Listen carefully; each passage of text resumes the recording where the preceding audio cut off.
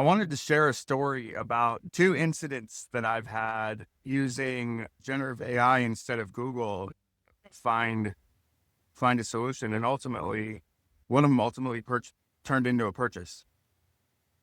So my parents called me on Sunday, and their AC unit didn't work.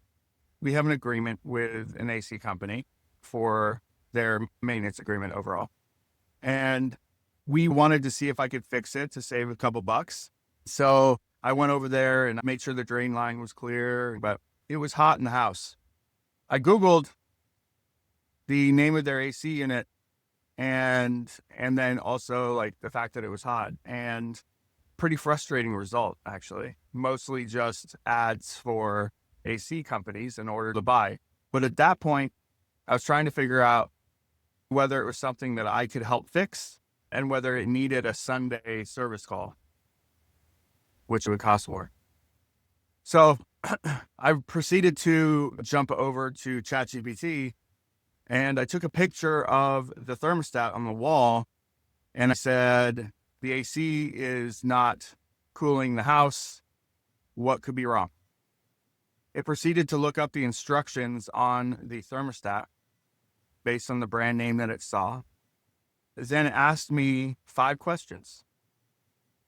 It said, is the air running? Do you hear the system running inside the house? The answer was yes. Is it blowing cold air? The answer was no. Went through and it told me to go outside to the outside unit, and it asked me whether the fan was running outside. The answer was no. It said, is there any noise around the unit? And I said, yes, a low hum. ChatGPT came back and said, it looks like your capacitor probably failed.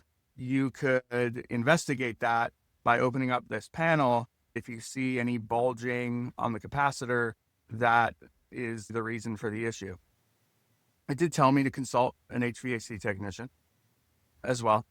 When we think about the buyer's journey and what just happened there, I went from a buyer who knew nothing to a buyer that had a general understanding of the situation and could have someone come out. Now, the nature of where I was in the buyer's journey was far further along in the process than if I was just looking for a local HVAC company. And that herein lies the rub. If I decided to then go to Google and search for something, I would probably be searching for how much does a capacitor cost, or I could have just followed up and asked ChatGPT that question. I could call an AC company, ask them how much a capacitor costs, which I actually did when I did the call so I could understand how much this was going to cost me. And I am a much more informed buyer in the entire process. The reason I bring that up is most HVAC companies, their marketing is set up for Fort Myers AC company, Cape Coral AC company, or LaBelle AC company. They're not built for LaBelle capacitor replacement for an AC unit. And while I might not be the norm, the reality is ChatGPT is weaving itself into a lot of people's workflows. And it's not just young people. I'm far from young anymore, but it's definitely young people.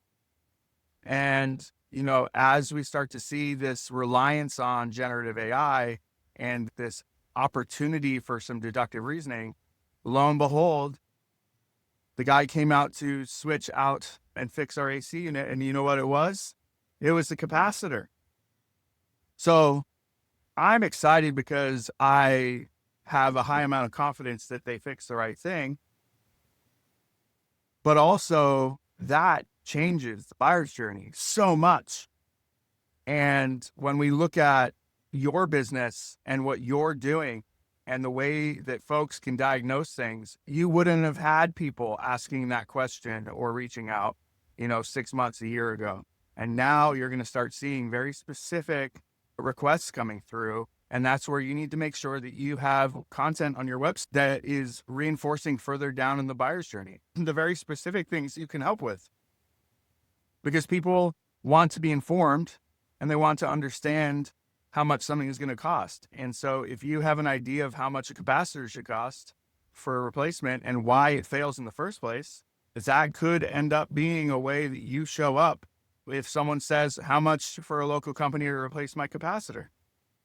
Think about that in how AI is going to affect your business and how you can make sure the content exists. Because right now, I know a lot of AC companies and I know a lot of trades that are thinking about how to use AI to service, with using AI company instead of a call service and that kind of thing. But I don't know a lot of AC companies or trades that are changing the way that they put content on their website because people are going to be more informed. And this lies the rub where we talk about the clear framework at Impulse.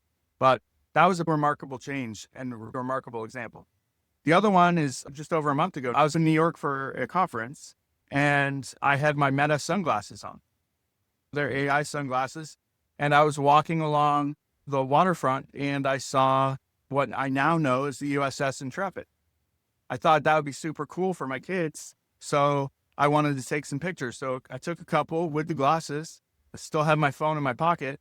And I asked Meta, hey, Meta, what am I looking at? And Meta answered, based on your location, that is the USS Intrepid. It went out of commission I think it was in the 70s. And it gave me a little brief history lesson on it.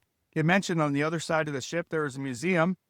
I thought that was pretty cool. And then this is the part that blew my mind. Tickets are available if you would like to view the museum. It's about a 4-hour tour. Tickets are, I think it was $38. Carter and Ethan would have loved it.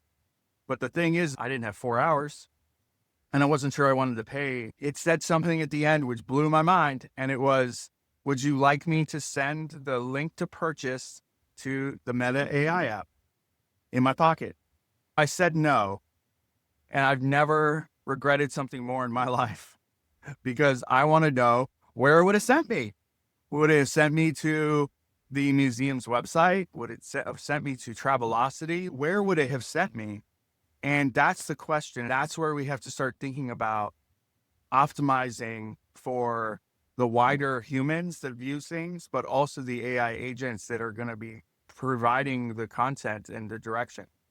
We're talking about a huge shift in how buyers are going to be buying. And it starts with voice AI tools like Alexa, Amazon, Siri, but it also comes down to the way we can have a conversation with ChatGPT to help us figure out whether we're on the right planet in regards to the solution. So think about how that affects your business. Try using ChatGPT to diagnose a problem and see what happens if you aren't acting as the expert. It's some scary stuff, but also really exciting. But it means there is a pivotal change in the way you market that has to happen right now. Right now, you need to start. And if you need to figure out how to do that, we're here to help you out over at Impulse Creative.